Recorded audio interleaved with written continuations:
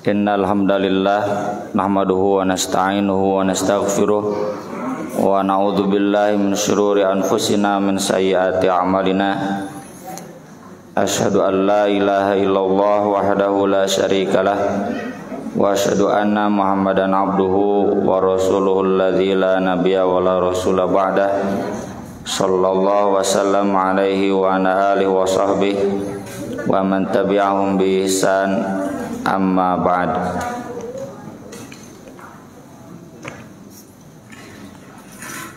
Dalam momentum Ramadan kita tidak mungkin melewatkan hadis Ibnu Abbas radhiyallahu anhuma yang menjelaskan bahwa Rasulullah sallallahu alaihi wasallam adalah ajwadan nas, orang yang paling dermawan, baik di luar Ramadan, bahkan di bulan Ramadan kedermawanan beliau semakin menjadi-jadi. Jadi jangan dipahami keliru ya, dermawan di bulan Ramadan, di luar Ramadan kurang dermawan atau tidak dermawan. Kalau Nabi di luar Ramadan dermawan, di bulan Ramadan dermawan, dan di bulan Ramadan lebih-lebih lagi kedermawanannya. Kenapa? Karena di bulan Ramadan Nabi setiap malam tadarus dengan Jibril. Tadarus bagaimana sudah kita bahas di tahun kemarin, setoran hafalan Quran, memeriksakan hafalan Quran dari Nabi kepada Jibril. Faya'ridu alaihi Rasulullah sallallahu alaihi wasallam Al-Quran. Dan tadarus itu punya kekuatan dahsyat, karena Quran itu akan membuat seseorang kaya hati. Dalilnya kata Imam Bukhari di surat Al-Ankabut halaman pertama dari juz 21 ayat keempat di juz 2 hijin. Awalam yakfihim anna anzalna alaikal kitaba yutla alaihim. Tidakkah cukup bagi mereka bahwa kami sudah membacakan, sudah menurunkan kitab yang dibacakan untuk mereka. Kaya itu kan cukup ya. Jadi harusnya kita merasa kaya, merasa cukup dengan Al-Quran itu, tidak selalu merasa kekurangan. Dan kemudian nanti dikuatkan oleh hadis Nabi, laisa minna man lam yataghanna bil Quran. Bukan umat kami orang yang tidak taghanni dengan Al-Quran. Taghanni maknanya dua. Satu dari ghina, ghinanya pakai hamzah tuh nyanyi. Maksudnya melantunkan, pakai lagam. Jadi kalau ngaji Quran juga maca Quran itu lain umat Nabi. Bismillahirrahmanirrahim, alhamdulillah alamin, arrahmanirrahim, maliki yaumiddin. Nah itu harus pakai lagam, terserah eta mah lagamna mau lagam gaya mana, dan tergantung suara ya. Ada yang pas-pasan, ada yang ideal. Ada juga taghonni itu dari ghina, ginanya pakai alif maksuroh, artinya kaya, agnia. Jadi bukan umat Nabi orang yang tidak merasa kaya dengan Al-Quran. Orang yang merasa kaya dengan Al-Quran itu cirinya selalu ingin memberi, bahkan orang miskin sekalipun. Karena di dalam Al-Quran ketakwaan itu bukan untuk orang kaya saja, tapi juga orang miskin. Di surat Ali Imran kan kata Allah, ciri orang bertakwa itu alladzina yunfiquna fis sarra wad dharra. Orang yang senantiasa bisa berinfak baik ketika senang atau ketika susah. Jadi kalau bapak ibu sodako ketika senang punya uang, itu belum takwa, itu masih biasa-biasa, iman biasa. Takwa itu kalau nggak punya uang pun, sedang susah pun, aya we jang infak teh gitu. Ya. Saya sering analogikan dengan punten Mbak, bapak-bapak perokok, aya nu miskin libur ngarokok, teu aya. Nah cete ngarokok bisa, aing meuli beas teu bisa. Da cenah jang udud mah aya wae Pak Ustaz cenah gitu. Sugan cenah libur ngarokok nambahan duit henteu. Sugan ku ngarokok ngurangan duit henteu, anger we cenah sakitu. Tah eta berarti sudah takwa dalam rokok. Ya. Belum takwa dalam sodako. Harusnya dalam sodako juga demikian. Apakah dengan sodako kemudian harta jadi berkurang? Henteu we standar rezeki mah sakitu. Apakah dengan tidak infak kemudian rezeki nambah? Henteu, gitu we. Jadi belajarlah kepada para perokok, ya. Teu ngaruh mau berhenti rokok atau terus merokok, da sakitu we cenah aya we jang rokok mah nah gitu. Tu alladzina yunfikuna fis sarra wad dharra. Dek keur boga duit teu boga duit jang sedekah mah aya wae. Maka dari itu di surat At-Taubah tipologi orang yang bertakwa kata Allah itu ada dua. Ini menggambarkan tamatnya sahabat ngaji dengan Nabi. Yang pertama al-mutawwi'una minal mu'minin fis shadaqat. Kalau ayatnya alladzina yalmizuna al-mutawwi'ina minal mu'minina fis shadaqat. Yang kedua walladzina la yajiduna illa juhdahum fayaskhruna minhum sakhirallahu minhum walahum adzabun alim. Pertama al-mutawwi'in fis shadaqat. Orang yang totalitas di dalam sodakoh. Ini orang-orang kaya.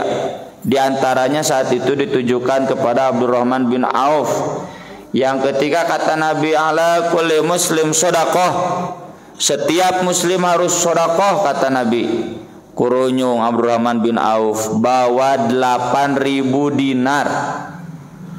Mun sadinarna 3 juta sabaraha Pak Bu?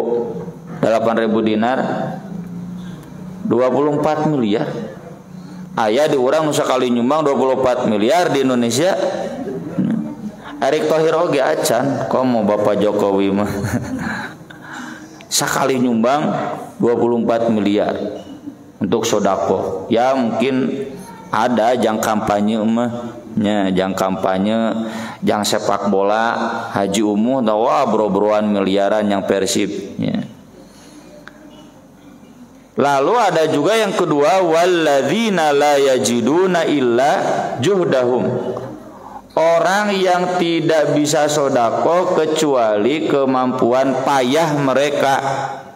Itu dalam hadis satu kata sahabat, kunna nadhabu ila suq fakunna nuhamil. Nuhamil teh jadi buburuh panggul. Nyamun di stasiun mana teh poters nya. Buburuh panggul ngadeukeutan anu bawa barang banyak bade pengangkutkeun cenah. Tujuannya apa? Bukan untuk mencari sesuap nasi, agar dapat upah yang nanti disodakohkan. Dia dapat 1 dirham, 1 dirham teh berenang 10.000. Sodakoh batur 24 miliar iya 10.000. Tapi Nabi terima. Yang menolak itu orang munafik saja ya. Orang munafik yang alladzina yalmizun. Kano bro-broan tadi wah cenah pamer si eta mah meuni lebay cenah gitu. Sedekah loba-loba teuing. Yang kedua pada yang sedakohnya kecil, cenah Allah mah teu butuh 10.000. Ada di sini dulu ketika yang membangun masjid aya nu nyumbang 10.000 Pak Haji. Asa teu aya nya. Di saya juga paling minimal 50.000 ya. 10.000 mata ayat, tapi ditakdirkan ada, kita nggak boleh menghinanya seandainya itu hasil jerih payah mereka. Tapi menang hese 10.000 teh keur fakir miskin saking hayang sedekah. Alladzina la yajiduna illa juhdahu. Ya. Maka sungguh rendah sekali kita di bulan Ramadan, bulan Al-Qur'an, tapi dina hate teh hayang dibere we ku Pak Haji teh. Ai batur dibere cenah kuring teu ngamusuhan, lebaran oge panggih teu salam-salam acan. Gara-gara teu dibere THR ku Pak Haji. Bukannya semangat memberi. Mun ayeuna mah punten banyak sanes ngahinakeun punten. Mulungan cangkang aqua. Tujuanna naon? Biar bisa sedekah. Cing di urang fakir miskinan nepikeun ka kitu teu. Lamun can nepikeun ka kitu berarti belum ini Quran menghiasi hatinya. Di pada cenah abdi mah fakir miskin gak mampu sedekah, pulungan tuh cangkang aqua. Sasapu di jalan. Sugana anu muruhan 10.000 5.000 sedekah. Begitu. Bukan malah tangan di bawah komo tereh lebaran mah nya ngadoa teh sing aya nu mere bukan ngadoa saya memberi siapa ya. Mohon maaf, ini saya menjelaskan begini karena saya juga dulu pernah mengalami fakir miskin. Kalau sekarang alhamdulillah sudah tidak. Jadi mental saya sepakat ya, seorang jamaah menyatakan bahwa Ustadz fakir miskin itu justru kalau sering diberi mentalnya jadi beki parah ya. Di satu sisi saya sepakat, tapi jangan dijadikan dalih buat orang kaya untuk pelit juga. Merema merewe urusan manena goreng hate mah ya urusan dia ya. Maka dari itu Nabi SAW di bulan Ramadan itu kata Ibnu Abbas lebih dermawan lagi. Cirinya apa? Di hadisnya disebutkan di riwayat Ahmad, la yus'alu an syai'in illa a'tah. Ini materinya sudah saya kirim ke panitia ya. Nanti minta saja bapak-bapak, ibu-ibu ke panitia biar di-share. Beliau tidak diminta apapun kecuali akan memberi.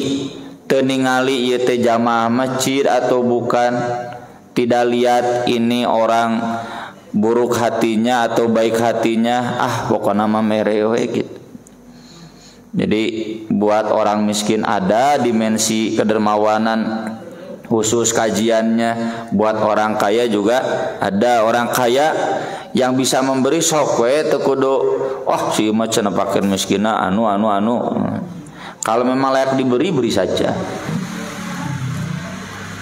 Dan ini menunjukkan bahwa Nabi itu dermawan. Kenapa dermawan? Karena banyak diminta. Lamun orang Pak Bu tara nu nyuhunkeun berarti batur apal urang teh pedit. Cenah haji eta mah tong dipentana moal mere pan gitunya. Nah, jadi kalau Nabi ini banyak yang meminta, kenapa?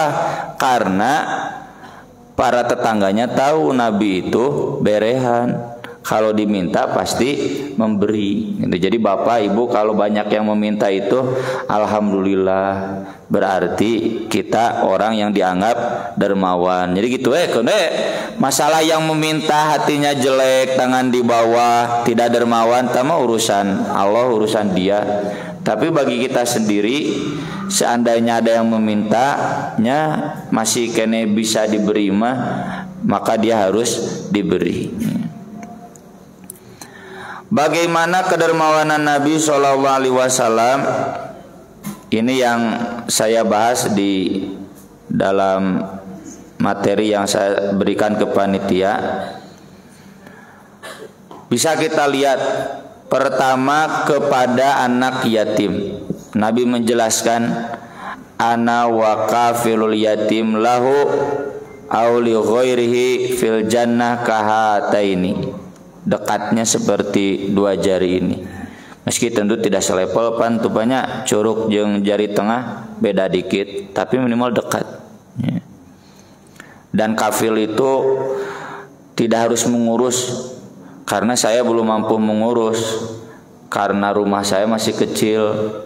Kalau saya ngurus anak yatim perempuan, kumaha ka abdi ragap da bukan muhrim, ya. Kalau saya mengurus anak yatim laki-laki, ragap di ke istri saya, ya, karena bukan muhrim. Harusnya rumahnya udah gede, ya, aya 2 lawang gitu. Nah, nanti anak yatim disimpan di ruangan khusus, bukan membedakan, tapi memang karena bukan muhrim kalau aku mau ge. Tapi Nabi menyebut di sini kafil. Kafil itu menanggung. Jadi meski bapak tidak mengurus, tapi menanggung hidupnya, mau makannya, biaya sekolahnya terutama, ya, biaya pendidikannya sampai perguruan tinggi, sampai dia mapan mandiri. Jadi punten Pak Bu, saya pribadi mohon maaf kurang sependapat. Mun aya acara santunan untuk anak yatim tapi seremonial, asal bisa diusap we, ya. Usap saya dapat curhat dari nyapunten we disebutkan salah seorang guru saya almarhumah. Beliau ditinggal wafat oleh suaminya di usia masih muda, usia 30 sudah tinggal wafat suaminya. Itu anak-anaknya kadang suka diundang oleh beberapa orang gitu, ayo cenah datang ke rumah ya, tapi udah nggak pernah mau. Kenapa cenah dede nggak berangkat? Nggak mau, ngapain? Kita nanti ke sana diperlihatkan anak yatim lalu disantuni, nggak mau cenah gitu. Meskipun anak yatim cenah nggak mau diperlihatkan gitu-gitu cenah, malu cenah gitu. Saya dengar cerita itu, oh nya bener oge puntennya bilih kalebat komersialisasi anak yatim gitu, ya. Tapi seandainya mampunya baru segitu silakan, cuma kita jangan merasa cukup bager ke anak yatim deku buka bersama anak yatim. Udah selesai, atau tama artisnya, artis asal geus disorot ku infotainment buka bersama anak yatim geus selesai. Tapi lihatlah artis-artis yang anak yatimnya banyak, ya, banyak kan artis yang punya anak yatim. Yang saya tahu si Nunung, ya, si Nunung teh si orang di lembur nate banyak anak yatim yang dia santuni sampai disekolahkan, sampai dikuliahkan. Nah itu kafil itu. Dan Nabi SAW salah satu motif beliau menikah lagi adalah untuk menyelamatkan anak yatim. Meski nggak usah dijadikan dalih Pak poligami cenajang anak yatim. Bisa ya ngurus anak yatim meski tidak poligami kalau ibunya nggak setuju daripada pas saya. Jadi meski sampai poligami tujuannya anak yatim itu bagus, ya. Kalaupun tidak bagus, yang penting mah anak yatimnya diurus. Jadi ini harus jadi teladan bagi kita. Sudahkah? Atau saya yakin di sini sudah banyak, ya. Cuma yang belum, bapak ibu yang belum menanggung anak yatim, sok atuh hiji wae mah biaya kenen sampai lulus sekolah minimal, sampai kuliah, sampai dia mandiri, beres dari keyatimannya. Ya kan usia yatim itu selesainya wabtalul yatama hatta idza balaghun nikah, sampai dia layak menikah. Maksud layak menikah itu mandiri. Kalau sudah menikah udah selesai yatimnya. Nah, carilah siapa. Gak usah jauh-jauh, kata Nabi di sini lahu auli ghairihi. Lahu itu anak yatim sendiri. Anak yatim sendiri teh kerabat, bisa keponakan, ya, bisa saudara ipar, bisa cucu juga. Anak bapak misalkan menantu bapak meninggal dunia, lalu icuna diurus ku bapak, itu juga mengurus anak yatim, ya. Terlebih kalau kita perhatikan surat Al-Maunnya galak, fawailul lil musallin alladzina hum an sholatihim sahun. Karena sholat dan zakat itu satu paket. Sholat dan sodako itu selaras. Sholat dan infak itu sok direnengkeun wae Pak Hajinya. Maksudnya apa? Sholat itu nggak ada nilainya, lalai kalau ternyata ke anak yatim belum perhatian, gitu. Jadi kalau kita bukti sholat geus bener, sok perlihatkan dalam dimensi sosialnya. Ya. Yang kedua, kepada kaum miskin, Nabi SAW bersabda, ta'amul itsnain kafil thalathah wa ta'amul thalathah kafil arba'ah.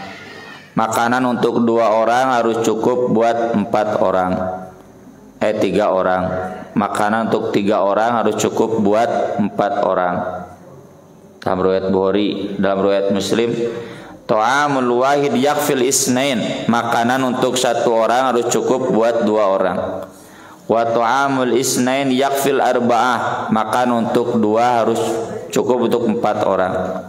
Wa ta'amul arba'ah yakfil thamaniyah. Makan untuk 4 orang harus cukup untuk 8 orang. Jadi kalau saya 7 di keluarga, suami, istri, anak saya 5, berarti makan yang saya beri bukan 7, minimal 8. Satunya lagi cari itu fakir miskin. Yang bukan sesekali, berapa makan sekali, kan makan sehari 3 kali. Terus ada anggaran dari kita yang kita sisihkan buat menghidupi fakir miskin, makannya terutama. Karena saya nggak tahu di sini ya, tapi sigana aya wae. Kalau di lembur saya masih banyak tetangga, cenah abdi masal kabeli beas geus tenang gitu. Karena sehari-harinya berjuang hayang kabeli beas. Makanya kalau kita kasih beras tuh, syukurna teh gitu. Itu perjuangan mereka itu kabeli beas moal poe ieu gitu. Masih banyak yang begitu. Ya. Bahkan idealnya 2 kali lipat. Tadi kan 1, 2, 4, 8. Jadi kalau saya 7, 14 orang. Cari 7 lagi di luar keluarga saya yang saya santuni. Ya. Bukan sesekali. Nya kalau kita mampunya baru sesekali ya bagus daripada henteu teuing. Cuma ini batas kedermawanan standar Rasul itu sepanjang tahun ada keluarga yang disantuni. Para sahabat semuanya hampir begini. Makanya ada ayat di surat An-Nur tentang fitnah selingkuh untuk Aisyah. Wala ya'tali ulul fadli minkum wasa'ah ayyutu lil qurba wal masakin wal muhajirin fi sabilillah wal ya'fu wal yasfahu ala tuhibbuna ayyaghfirallahu lakum wallahu ghafurur rahim. Itu ditujukan kepada Abu Bakar. Ketika Abu Bakar radhiyallahu an tahu ternyata yang menyebarkan fitnah selingkuh itu anak dari keluarga yang sehari-harinya ditanggung makannya oleh Abu Bakar. Yang kasar mah sia cenah ku aing di Parabah nunggal poe nya.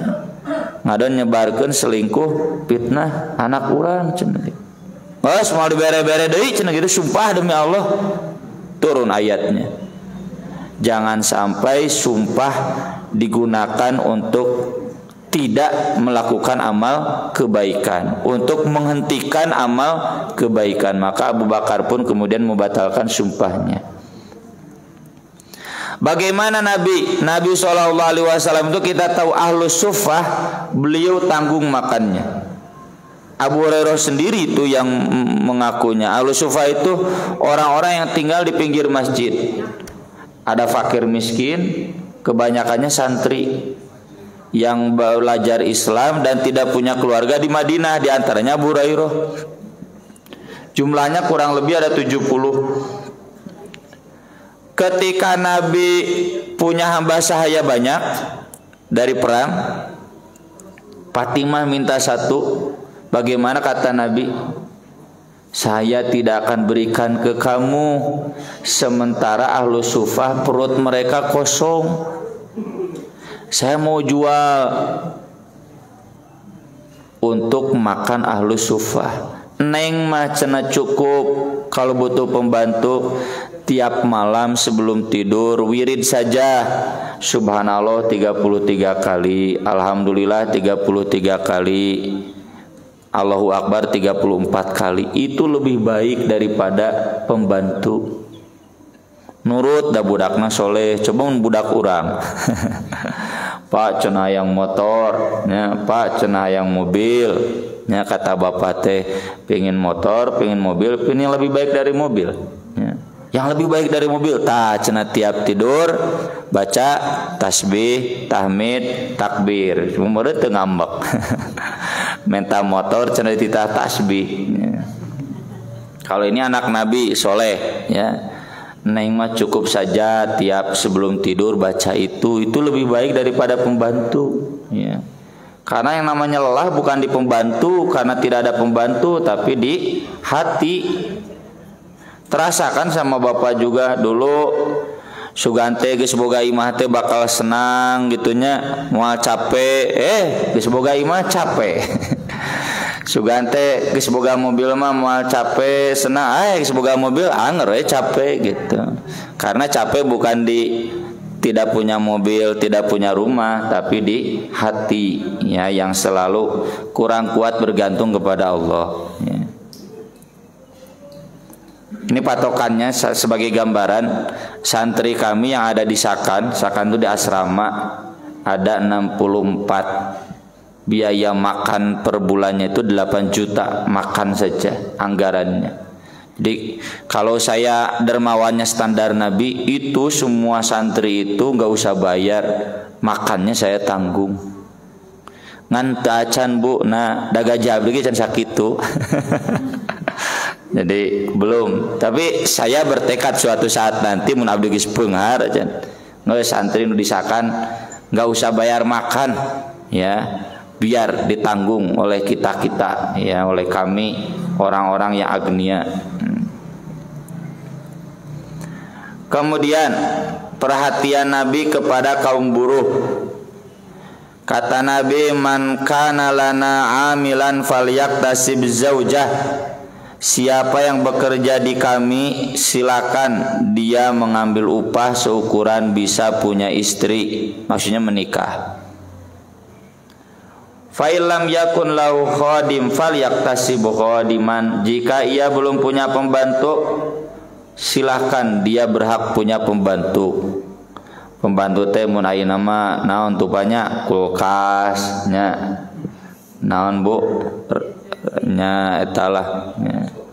Rice cooker, presto bunya.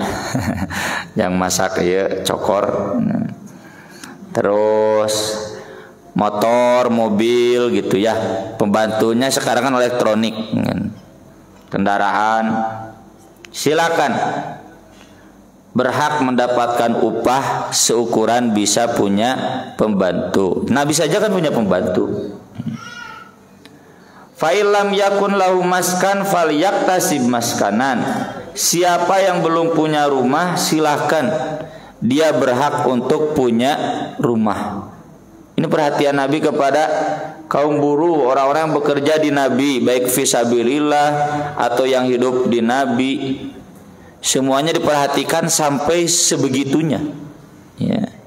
Jadi kalau kita dulu rame demo naon undang-undang Ciptaker, ya, demo kaum buruh, unggal tahun sok demo we. Ya mungkin karena mereka tidak diberikan hak yang layak. Anu beunghar teh pengusahana we unggul. Pengusaha bilang ada cenah nggak cukup, perusahaan nanti bangkrut, pedit meureun. Da buktina para pengusahana beunghar teu katulungan. Ya. Jangan ukur dari perusahaan saja yang itu. Kayak cenah mun kieu mah kabur ka Vietnam, dalih unggul. Ya. Kecuali kalau pengusahanya memang kelihatan memang bukan orang kaya, dari orang mau pengusaha tuh bala leunghar. Pengusahanya kaya-kaya tapi pekerjanya tidak sejahtera. Termasuk saya sering sampaikan ya, ini berlaku juga buat karyawan-karyawan naon teh paruh waktu ya. Kalau mereka bekerja di kita, berikan upah yang layak, nu bisa kabeli imah gitu. Itu mah silakanlah modelnya. Apakah kita belikan rumah untuk dia lalu dia senang nyicil, so udah gitu geus nuhun, sok nyicil gitu. Pokoknya dia punya rumah. Saya punya uang dulu begitu. Dia bekerjanya tepira puntennya sanes ngahinakeun tukang meja. Lalu majikannya itu mau pindah pulang ke Garut, masih kerabatnya. Tah cenah, Pak, dek pindah dek eureun. Tuh, itu imah jang didinya gaji harita teu dibikeun kabeh, dipotong dikumpulkeun ku anak, tah jang dibeli pek cenah gitu. Nuhun pisan ya. Jarang tuh ada majikan seperti itu ya. Jadi memperhatikan bagaimana agar karyawannya punya rumah, punya kendaraan. Dan saya dulu diri salah begitu oleh almarhumah ya. Satu-satunya dulu saya belum punya motor, belum punya rumah, dan satu-satunya yang belum mengambil jatah itu. Perusahaan nggak bisa ngasih mah, tapi paling bisa kasih pinjaman. Sok cenah Ustad beli bade, nya atunya ditawaran wira kumoal. Saya ambil, alhamdulillah. Saya punya motor dulu, punya rumah yang sekarang saya tepati itu karena kebaikan hati majikan saya almarhumah ya. Guruna Ustaz Asep Suratman oge ya. Jadi memang tidak memberi cash sedekah, tapi mengusahakan gitu buat kita agar kita punya rumah. Dan saya bersyukur sekali ya punya atasan pengertian seperti itu. Nah, ini buat bapak-bapak yang sudah kaya masih punya karyawan yang belum punya rumah, belum punya kendaraan, sok jejeukeun. Kalaupun tidak dikasih tunai, minimal kayak majikan saya tadi, atasan saya tadi almarhumah, beliau memikirkan dana pinjaman. Jadi uang perusahaan sawarena kaabdikeun, tapi saya nyicil juga. Dan itu ringan kan daripada nyicil ka bank nya bunga plet setahun kaditu nama anger we nerekel. Terutama kepada kaum guru. Nabi di sini bersabda, inna ahaqqa ma akhadtum alaihi ajron kitabullah. Upah yang paling berhak kamu ambil adalah mengajarkan atau meruqyahkan kitab Allah. Ini Nabi sampaikan kepada seorang sahabat yang pulang safar bawa 30 kambing. Yang saat itu kata teman-temannya, laporkanlah cenah ka Nabi. Di dalam perjalanan safar ada kepala suku yang sakit, kapacok ular ya. Lalu dia ruqyah pakai Al-Fatihah, sembuh. Dikasih hadiah 30 kambing. Mau dipencit hiji teh cek babaturan teh laporkeunlah cenah ka Nabi bisi haram. Ternyata Nabi menjawabnya begini, itu upah yang layak kalian ambil karena kalian sudah membacakan, mengajarkan kitab Allah. 30 kambing berapa juta, Pak? Lamun hijina 3 jutanya, domba berarti lamun 30 80 juta. Ngajarkeun Al-Fatihah unggul 80 juta, kamu 30 juz. Maksud saya kalau Bapak ngasih upah ke pengajar madrasah, ke guru sekolah, tong asa kagedean mere 3 juta 4 juta teh kecil. Ya. Saya dulu di pesantren, saya kan pakai standar upah. Sebenarnya belum UMR kan, dibanding pesantren dan merah ada gede. Atuh can Ustaz itu agung teuing, kata orang tua leutik. Ustaz teh Pak Haji leutik ya. Kudu nama 10 juta 20 juta teh guru ngaji mah. Ya, guru tahfidz Quran, ngarah ginding siga pegawai Telkom, pegawai Bio Farma gitu. Pegawai Bio Farma saja, pegawai Telkom saja gajinya 10-20 juta, beraku iya nu ngajar ngaji 1 juta gente gitu. Harus besar. Cuma memang sok diupahan teh kieu ustad ini rotibahnya 20 juta. Cuma yang ditunaikan di dunia 2 juta, 18 jutanya lagi ditabung di akhirat. Itu yang upahan teh. Jadi semangat gitu. Tenang, dan 18 juta tadi tabungkan di akhirat. Nah, ayeuna dilunasanlah 2 juta. Itu kan ada dalilnya. Ya kata Nabi, kalau mujahidin pulang fisabilillah dapat ghanimah banyak, berarti dia sudah mengambil 2/3 pahala. Tinggal tersisa 1/3 lagi di akhirat. Tapi kalau dia pulang tidak bawa ghanimah, bahkan eleh, berarti dia menabungkan semua pahalanya di akhirat. Mending mana? Mending ditunaikan di dunia atau nanti ditabung di akhirat. Dua nana, biasanya jauh itu dua nana. Ya dua-duanya baik. Kata Allah juga wa ukhra tuhibbunaha nasrum minallah wa fathun qarib wa basyiril mu'minin. Mau nanti ditabung di akhirat semua bagus, ditunaikan di dunia sebagainya di akhirat bagus. Cuma kita yakin ya bahwa kita yang mengabdi di jalan Allah, bapak-bapak jadi staf DKM-nya, mau di kantor sabara ya honorna ketua DKM deh. Boro-boro honor pan bajunya boborot mah aya mah jadi ketua DKM teh beak duit beak segala, tapi ya itu jadi nilai yang tersendiri buat kita nanti di akhirat. Jadi tidak kemudian berarti ini para pengajar menuntut upah, enggak boleh kan. La as'alukum alaihi ajron, enggak boleh. Para nabi itu enggak boleh meminta upah, menuntut upah, tapi kita orang-orang yang mapan, yang kaya harus memperhatikan mereka para pengajar Al-Quran. Jadi seimbang lah. Ininya tidak minta, anu beungharna ngarti. Nu lieur mah ieu na menta wae, nu beungharna pedih lieur.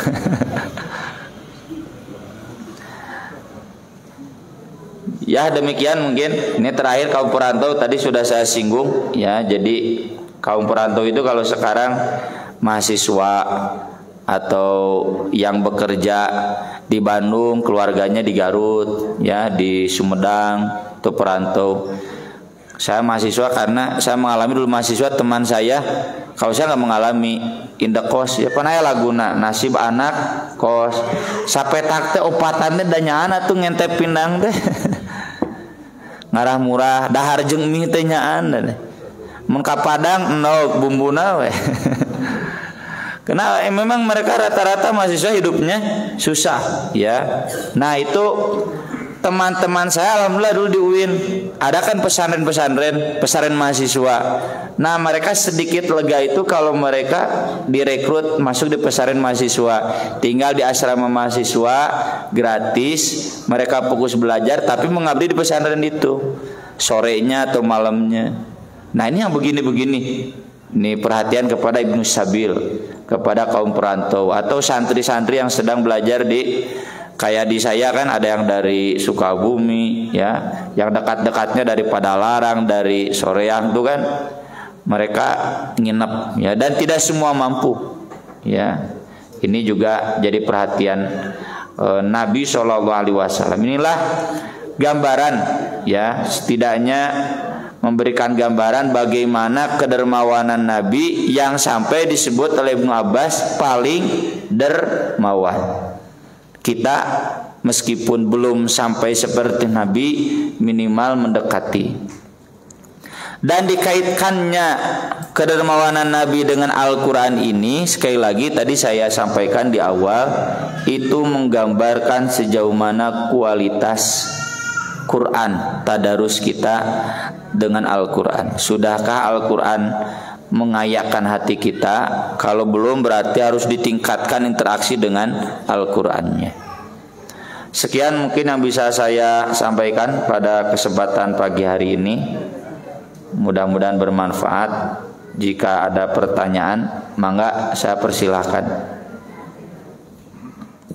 Mangga Bapak Ibu nu bade naros.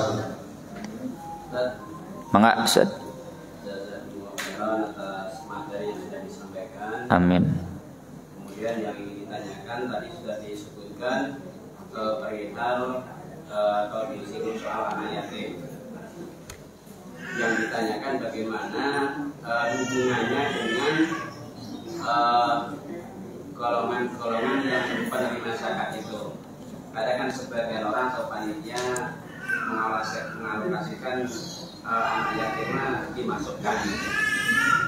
Nah, yang benar atau yang lebih tepatnya seperti apa kaitan dengan anak yatim. Kemudian yang kedua, yang dimaksud dengan anak yatim itu apa metodenya, dari dimensi harta saja atau seperti apa? Karena kan ada juga istilah atau kata-kata mutiara gitu ya, mungkin nanti bisa lebih diperjelas. Al yatim yatimul adab gitu. Mungkin itu saja. Ya. Yang pertama, saya ikut mazhab Imam Bukhari. Jadi asnaf zakat itu tidak terbatas yang disebutkan di Al-Quran saja, tapi juga hadis jadi rujukan. Di Sahih Bukhari itu ada as-shadaqah alal yatama wal masakin, di zakat untuk anak yatim dan orang miskin. Dalilnya istrinya Ibnu Mas'ud itu kan pengusaha. Kalau Ibnu Mas'ud kan guru ngaji, fakir miskin, tapi istrinya kaya. Istrinya mau zakat. Lalu kata Ibnu Mas'ud, sini sama saya saja, saya juga lagi butuh, cenah gitu. Lalu kata istri Ibnu Mas'ud, Zainab namanya, masa saya zakat sama suami saya, cenah. Kata Ibnu Mas'ud, ya silakan tanyakan saja kepada Nabi gitu. Maka Zainab datang ke Nabi. Ada Abu Hurairah sampaikan ke Nabi. Zainab mana? Padahal Zainab udah ngasih tahu ke Abu Hurairah, jangan kasih tahu saya Zainab istrinya Ibnu Mas'ud. Nabinya nanya, Zainab mana? Ada banyak Zainab teh. Ini cenah istrinya Ibnu Mas'ud. Maka kata Nabi, betul ya, yang dijelaskan oleh Ibnu Mas'ud itu zaujuki wa waladuki ahaqqu, suamimu dan anakmu lebih berhak mendapatkan zakat itu. Ini para ulama menjelaskan kenapa boleh zakat dari istri ke suami, karena istri tidak punya kewajiban memberi nafkah ke suami, termasuk ke anak. Yang wajib memberi nafkah itu suami ke istri atau ke anaknya. Kalau bapak zakat ke istri nggak boleh. Itu nanti ibaratnya saum kodo jeung saum nyawalan, nggak boleh. Nyawalannya ngodoan, kudu misah. Nyawalan genep hari, ngodoan genep hari, ngamalkeun teh genep hari we. Ya nggak bisa. Ya harus misah. Jadi kalau bapak ngasih zakat ke istri, statusnya sebagai apa? Kan istri itu status sosialnya sama dengan bapak. Kalau bapak kaya berarti istri juga kaya, nggak berhak dapat zakat. Terlebih nanti patumbang tini jeung kewajiban nafkah. Ya sama, bapak ngasih zakat ke anak. Ari bapak kaya mah berarti anak statusnya kaya. Ya. Kecuali tadi kasusnya ibunya kaya karena pengusaha. Ini jadi dalil juga Bu ya, ibu jadi pengusaha boleh. Zaman Nabi juga ada itu istrinya Ibnu Mas'ud. Ibnu Mas'udnya guru ngajinya, sagede-gedena gaji guru ngaji itu. Jadi boleh ibu zakat ke suami. Nah itu jadi dalil oleh Imam Bukhari, ke anak kandung saja boleh, apalagi ke anak yatim. Begitu. Makanya jadi istinbat. Atau komprominya, masukkan saja anak yatim itu, dilihat siapa pengurusnya. Kalau pengurusnya fakir miskin berarti dimasukkan fakir miskin. Kalau pengurusnya yayasan berarti bisa masuk fisabilillah. Kalau di Al-Quran jadi komprominya begitu. Ya saya pribadi, ya anak yatim boleh dikasih, silakan kasih. Apalagi kalau kita tahu pengurusnya fakir miskin, kecuali anak yatim Pak Haji anu lah tekudu cete. Nah, daging ditanggung ku Pak Haji, lebih mengerti orang cete gitu. Ya, kecuali kalau begitu. Jadi anak yatim yang memang layak diberi, yang bukan orang kaya, itu berhak mendapatkan zakat.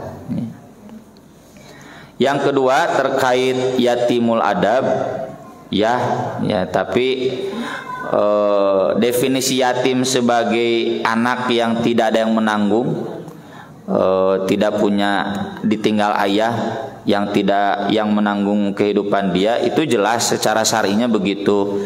Itu nanti secara akhlak secara definisi lain ya. Definisi lain secara luas, ada anak yatim itu yatim secara adab. Jadi dia punya orang tua, ngan orang tuana taraka masjid misalkan, tidak perhatian. Budakna yang ka pasantren ku kolotna teu didukung, bisa itu salah satunya. Atau anak-anak yang memang dia punya orang tua dan anaknya kurang adab, yaitu mah masuk dalam kategori anak secara umum, hemat saya tidak masuk kategori yatim secara syar'i. Kalau secara syar'i mah tetap anak yatim itu anak yang tidak ada yang menanggungnya, ya, karena orang tuanya meninggal. Lalu kalaupun ada yang menanggung, yang menanggungnya fakir miskin, itu harus disantuni. Yang lain mangga Pak Ji. Ini ada persoalan juga. Kita punya malam, ya. Dalam konteks tadi yang berkaitan dengan pertanyaan tadi, saya ingin hubungkan malam itu juga kan dia sebagai orang yang fakir dalam konteks agama ya gitu ya, sehingga perlu bimbingan. Kalau saya sebagai ketua yayasan tidak care, tidak peduli, bagaimana dosanya? Iya. Saya dulu tahun 2017-an pernah diminta jadi think tank seminar mu'alaf nasional pertama yang diselenggarakan oleh Baznas, karena saya dulu dapat beasiswa dari Baznas. Jadi kita diminta bikin acara seminar mu'alaf, diundang yayasan-yayasan mu'alaf termasuk Yayasan Karim Oi ya, yang Masjid Lauce. Itu curhat dari mereka, belum ada ormas yang serius, termasuk lembaga zakat yang serius memberikan perhatian kepada mu'alaf yang dibutuhkan. Baru sebatas mere komo bari jeung rada sinis ningalina teh. Soalnya nganggapna mu'alaf teh tukang ngajual sertifikat nya, menjual harga diri, menjual sertifikatnya. Sinis nah. Yang kami inginkan, kata mereka yang pernah jadi mu'alaf itu, kami butuh rumah singgah. Karena rata-rata mu'alaf diusir dari rumahnya, bahkan diberhentikan dari pekerjaannya.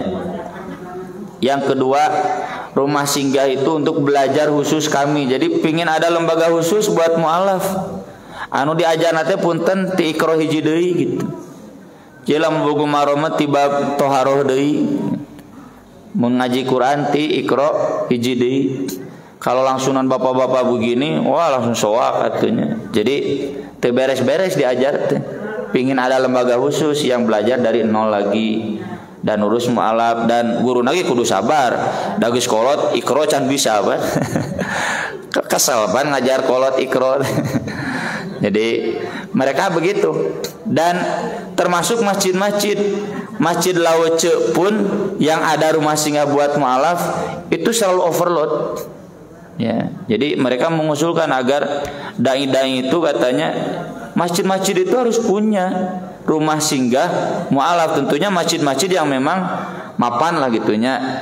Munana masjid non BUMN, masjid komplek-komplek yang mapan yang bisa ada rumah mu'alaf. Jadi kalau ada yang mu'alaf itu puguh cenah kudu ka mana teh gitu.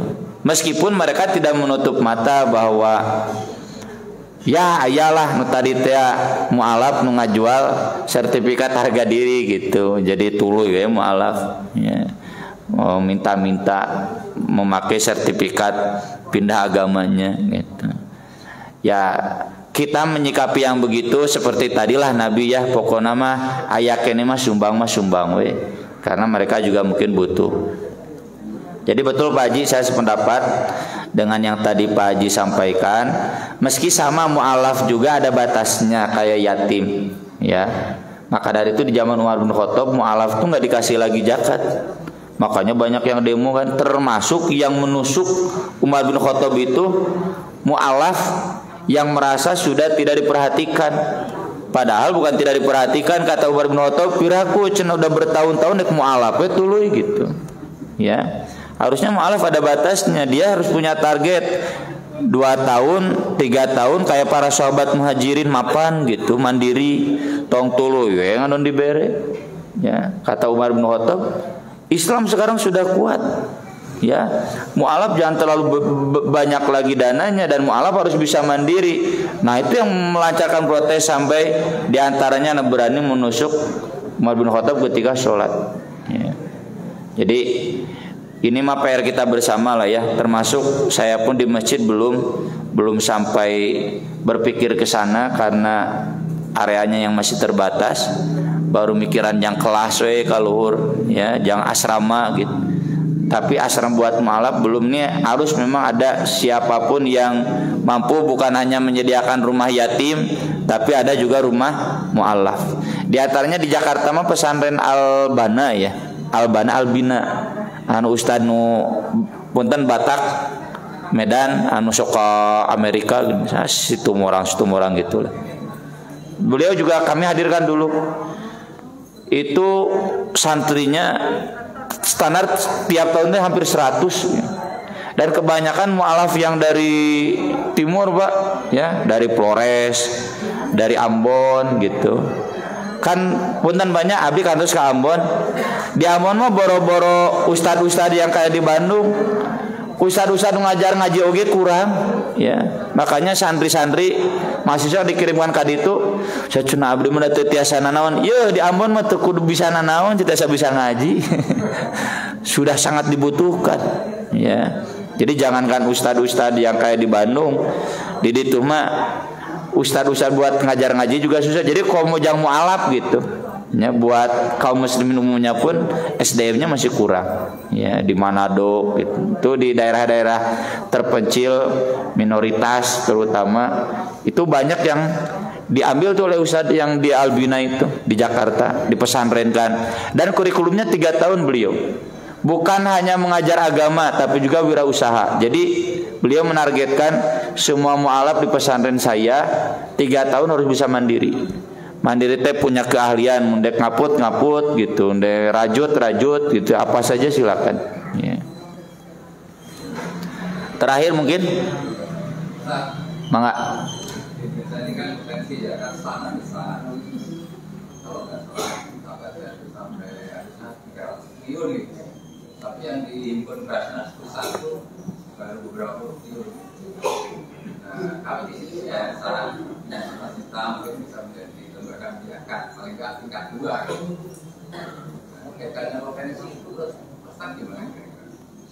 Ya ini kalau potensi zakat itu harus semuanya bekerja ya, terutama ustadznya. Kelemahan di kita ini curhat para aktivis zakat. Da ustad lagi di urang mah cenah ustad zakat keuneun. Jadi total gitu. Jadi ustad-ustad rata-rata ustad zakat keuneun gitu. Harus ada ustad yang nyesuaiin apa?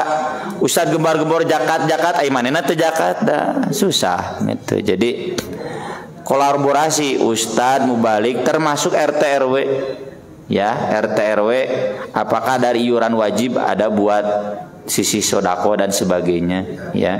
Tapi kalau di RW saya itu sudah bagus ya, karena saya pembina ya di RW. RW-nya juga teman saya ya, teman kuliah dulu.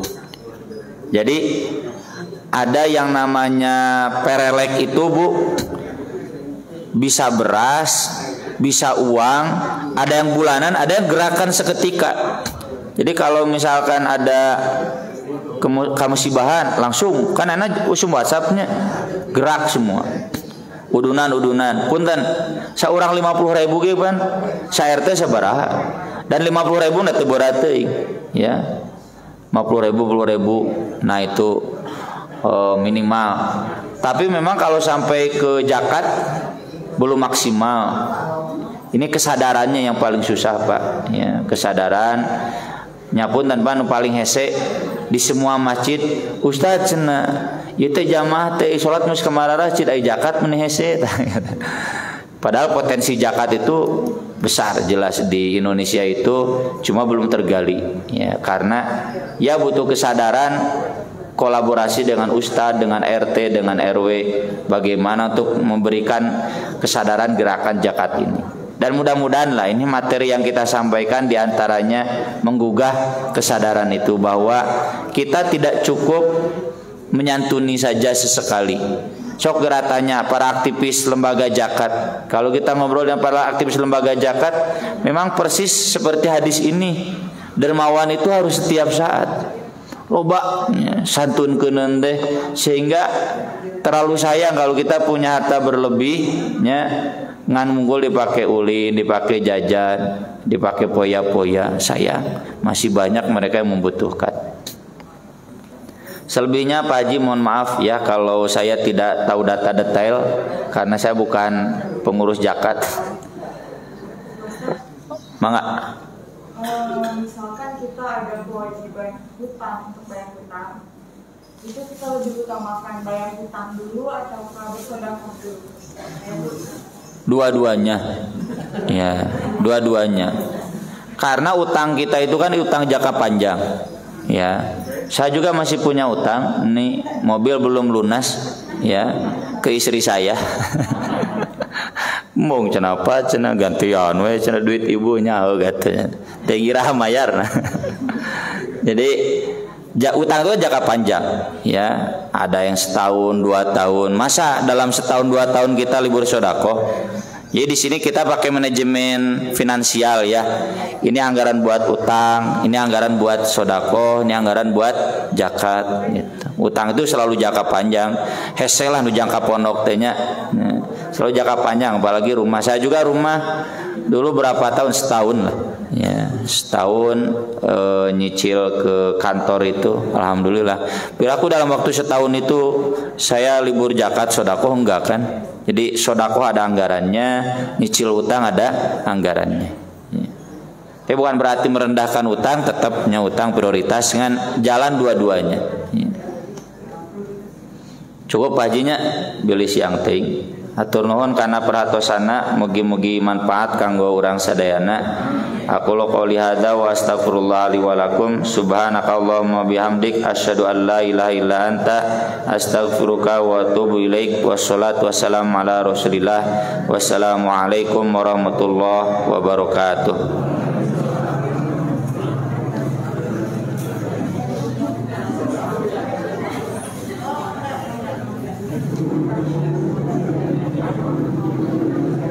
Alhamdulillah.